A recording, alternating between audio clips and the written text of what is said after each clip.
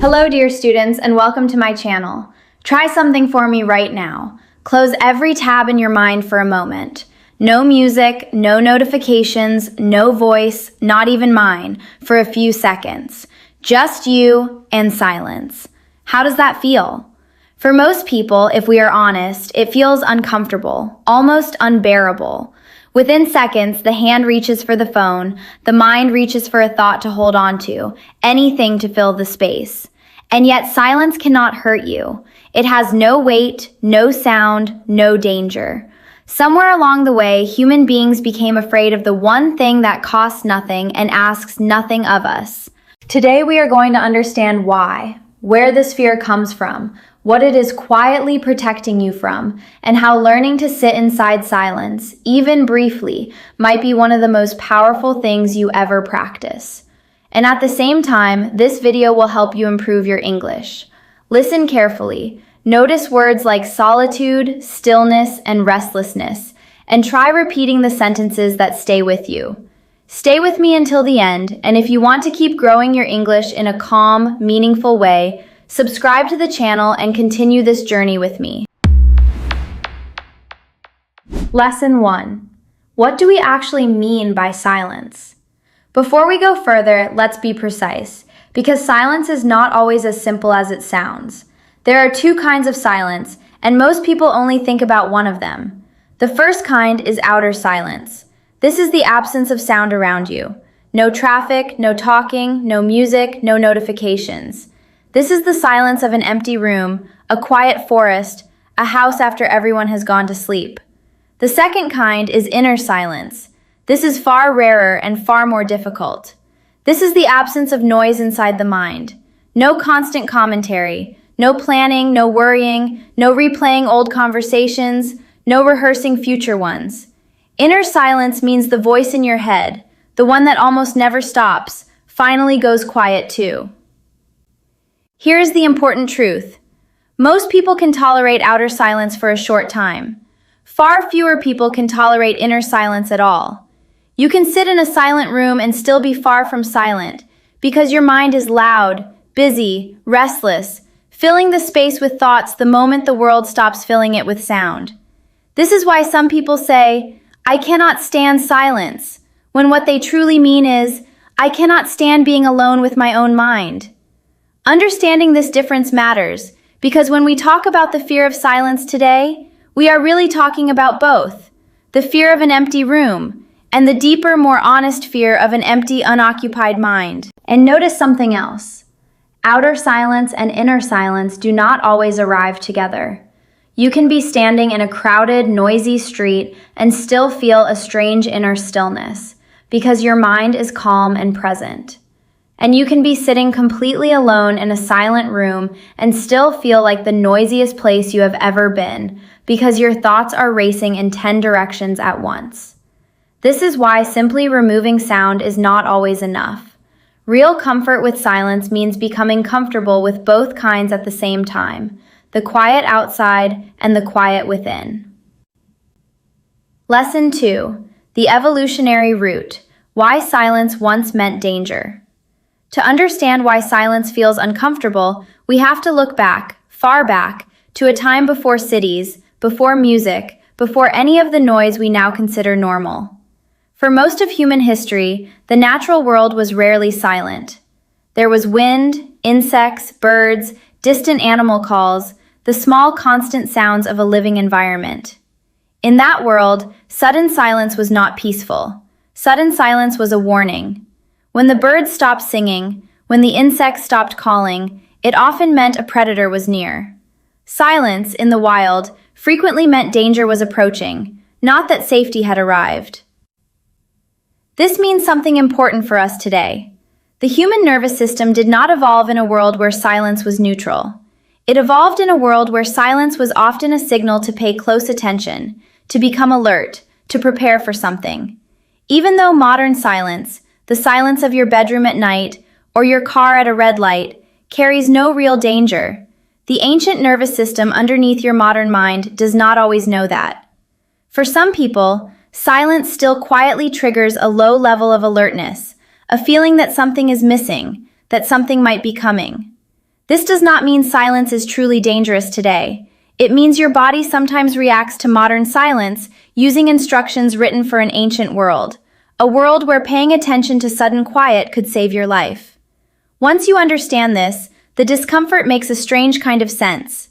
It is not weakness. It is an old alarm system, still running old code, in a body living in a very different world. There is a second, closely related layer to this as well. Humans are deeply social animals. For most of our history, survival depended on the group, and separation from the group, silence, distance, being alone in the dark, often meant real vulnerability. So the discomfort of silence is not only about listening for predators. It is also an old, inherited echo of the fear of being cut off from other people, from safety, from belonging. This is part of why silence can feel emotionally heavy, not only physically alert. Somewhere underneath the modern moment of quiet, an ancient part of the brain is still quietly asking, "Am I alone? And if I am I safe?" Lesson 3. The noise we use to hide from ourselves. Now let's talk about something less comfortable but very important. Beyond evolution, there is a psychological reason many people avoid silence, and it has less to do with danger and more to do with truth. When the outside world becomes quiet, something else becomes loud. Your own thoughts, your own feelings, the parts of yourself you have been too busy to notice all day. Noise, in almost any form, music, conversation, scrolling, television, work, can act like a curtain. As long as the curtain stays closed, you do not have to look behind it. Think about how many people describe their relationship with busyness. "I don't have time to think about that right now. I'll deal with that later. I just need to stay distracted for a while." These sentences reveal something honest. Busyness and noise are often not simply about productivity. They are sometimes a quiet, unconscious way of avoiding an uncomfortable feeling, an unresolved question, a truth we are not yet ready to face. Silence removes the curtain. In silence, there is no music to distract the sadness, no conversation to distract the loneliness, no notification to distract the anxiety. This is why silence can feel almost unbearable for someone carrying something heavy and unexamined. It is not that silence creates the pain. It is that silence stops hiding the pain that was already there. This is an uncomfortable truth, but an important one. If sitting in silence feels surprisingly difficult for you, it does not mean something is wrong with you. It often means there is something inside asking, quietly, for your attention, something noise has been helping you postpone. Think about the last time you reached for your phone the moment a conversation paused, or turned on a video the second a task ended, or filled a 5-minute wait with endless scrolling instead of simply standing there. In each of these small moments, ask yourself honestly, was I curious about something, or was I avoiding a feeling I did not want to sit with? Most people never ask this question because the reach for noise happens automatically, faster than conscious thought. But the pattern is worth noticing, gently, without judgment, because noticing it is the very first step toward choosing differently. Lesson 4. What silence reveals, the thoughts we don't want to hear.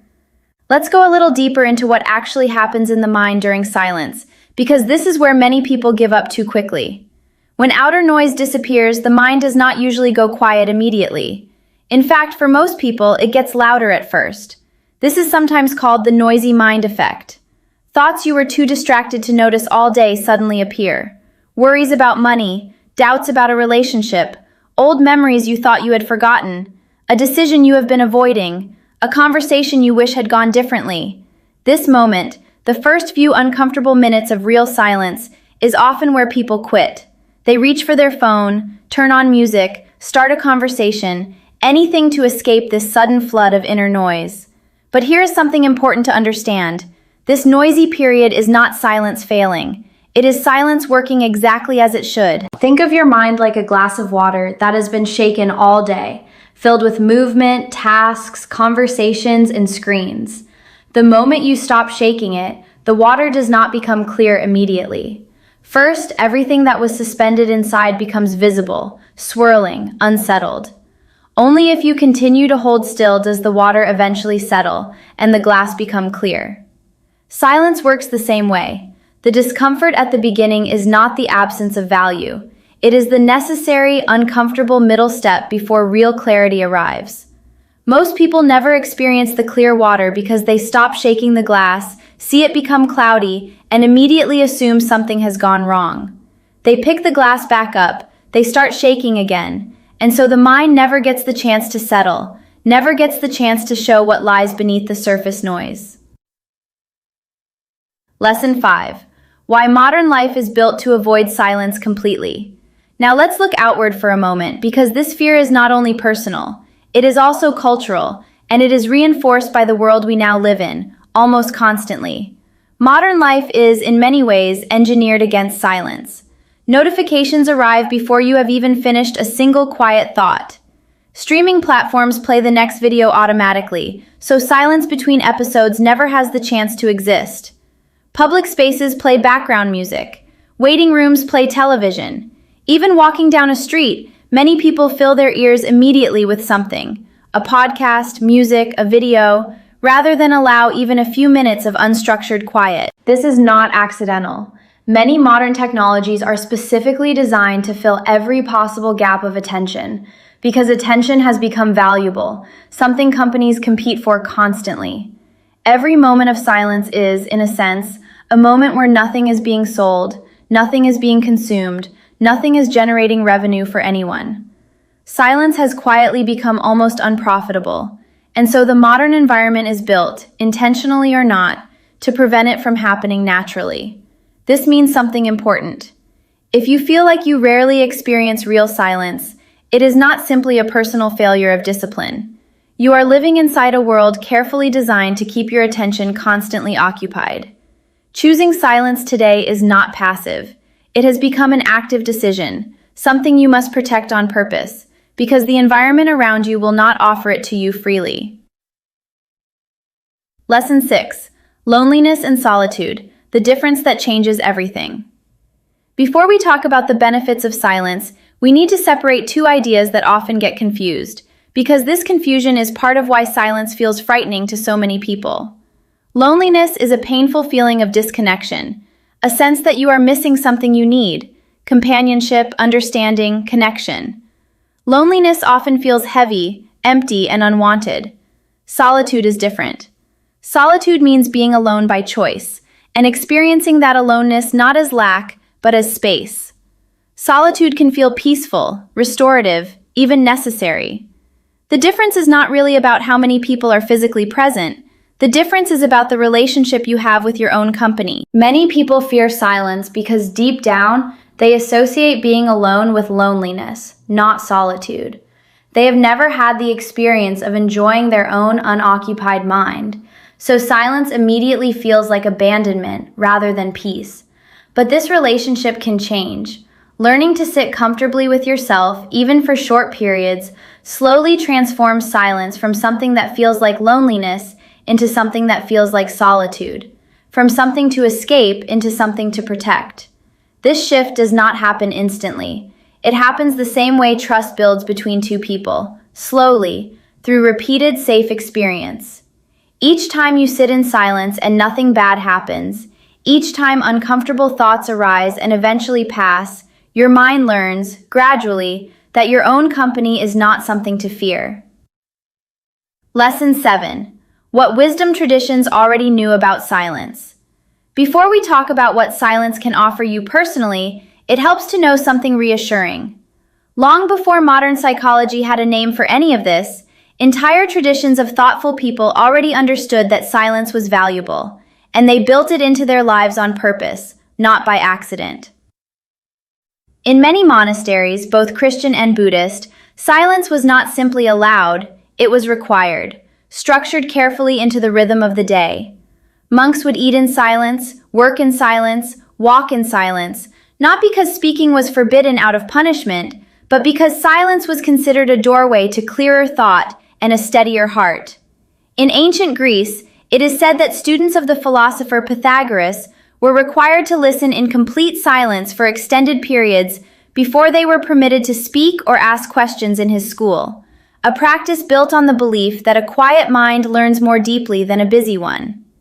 In many indigenous cultures, A period of solitude and silence in nature marked an important passage into adulthood, a deliberate, sometimes difficult experience believed to build clarity, courage, and self-understanding. Quaker communities to this day hold entire meetings for worship in shared collective silence, trusting that something meaningful can arise simply from sitting quietly together. Notice what all of these traditions have in common. None of them treated the discomfort of silence as a sign that something was wrong. They treated it the way we might treat the discomfort of a difficult workout, uncomfortable at first, but understood as necessary, even valuable, on the way to something stronger. If silence still feels difficult for you today, you are not failing at something simple. You are practicing something that wise, thoughtful people across very different cultures and centuries all agreed was genuinely hard and genuinely worth the effort. Lesson 8. What silence can actually teach you. If you are willing to stay a little longer than usual, silence has real gifts to offer. Gifts that noise, no matter how enjoyable, simply cannot provide. Silence often reveals what you actually feel, not what you have been too distracted to notice. Many important emotional realizations, that a relationship needs attention, that a career path no longer feels right, that an old wound has never healed, arrive not during busy, noisy moments, but during quiet ones, when there is finally space for them to surface. Silence often improves the quality of your thinking. Constant noise keeps the mind in a reactive state, responding to input after input. Silence allows the mind to shift into a reflective state, connecting ideas, noticing patterns, thinking more clearly and more deeply than busy noise ever allows. Silence often restores a sense of internal stability. When you can sit with your own mind without needing constant distraction, you develop a quiet form of confidence, a sense that you do not need external noise to feel okay. This is powerful, because a person who depends completely on constant external stimulation often feels fragile the moment that stimulation disappears. A person comfortable with silence carries a steadier center within themselves. None of this happens in the first uncomfortable minute. It happens slowly, through repeated, patient practice, much like learning any difficult, valuable skill. Silence can also change the way you experience other people. Someone comfortable with their own quiet rarely needs to fill every pause in a conversation out of anxiety. They can listen more fully, because they are not desperately waiting for their turn to speak, simply to escape the discomfort of a silent gap. Comfortable silence, strangely, often makes a person a better communicator, not a worse one, because it removes the constant nervous pressure to always be producing sound. Lesson 9. Building a daily practice of comfortable silence. Understanding silence is useful, but real change comes from small, repeated practice. Let's talk about practical ways to begin building a healthier relationship with silence, starting today. Step 1. Start extremely small. Do not begin with an hour of silent meditation. Begin with 2 or 3 minutes, sitting or lying quietly, without your phone, without music, simply allowing whatever arises to arise. 2 minutes is enough to begin training your mind that silence is survivable. Step 2. Remove one small piece of automatic noise each day. Maybe it is the drive to work without music, just once. Maybe it is one meal eaten without a screen. Maybe it is walking without headphones for 10 minutes. Small, repeated exposure builds tolerance far more effectively than one dramatic attempt at total silence. Step 3. When uncomfortable thoughts arise during silence, do not immediately judge them or immediately escape them. Simply notice them. Ah, there is that worry again. Ah, there is that memory again. This gentle noticing, without needing to fix everything immediately, is often enough to let the thought pass naturally, the way clouds pass through a quiet sky. Step 4. Protect a small window of silence at the beginning or end of your day, even briefly, before checking your phone in the morning or after turning off the lights at night. These transition moments are powerful because they set the emotional tone for what follows. Step 5. Remind yourself gently and often that discomfort in silence is not danger. It is simply an old alarm system and an unpracticed mind slowly learning something new. Like any new skill, It becomes easier with repetition, not through force, but through patient, consistent practice. Step 6. If total silence still feels too difficult at first, use a gentle bridge instead of forcing an extreme jump. A slow walk without headphones. A cup of tea taken without a screen nearby. A few minutes of simply looking out of a window. These small bridges are still silence, even if they are not perfectly silent, and they train the same muscle, the ability to be present without needing constant input. Silence will not fix every problem. It will not answer every question immediately, but it offers something increasingly rare in the modern world. A space where you can finally hear your own thoughts clearly enough to understand them. And slowly, a mind strong enough to feel at peace, even when nothing at all is happening around it. If today's video helped you see silence differently, try this small experiment this week. Choose one moment, just 2 or 3 minutes, and sit without noise, without a screen, without escape. Notice what comes up. You do not need to solve it. You only need to notice it, gently, and let it be there for a while. Do this on more than one day, not only once, because a single quiet minute rarely changes anything by itself, while a small quiet minute repeated across many ordinary days slowly changes quite a lot. And remember, every quiet moment you practice today while listening, every new word you noticed, like solitude, stillness, restlessness, and awareness, was also building something valuable, a calmer, more confident relationship with English, the same way patience builds a calmer relationship with your own mind. If this video helped you, like it, share it with someone who is always running from silence, and subscribe to Learn English with Alina, so we can keep exploring the mind, the world, and the English language together, one honest conversation at a time. See you in the next video! Consultez la progression de la tâche pour les tâches plus longues. Chapter_bank.html, story_ledger.html, script_the_scarcity_mindset.mdseo_the_scarcity_mindset.md, script_y_humans_fear_silence.md. Compétences. Artefact Design.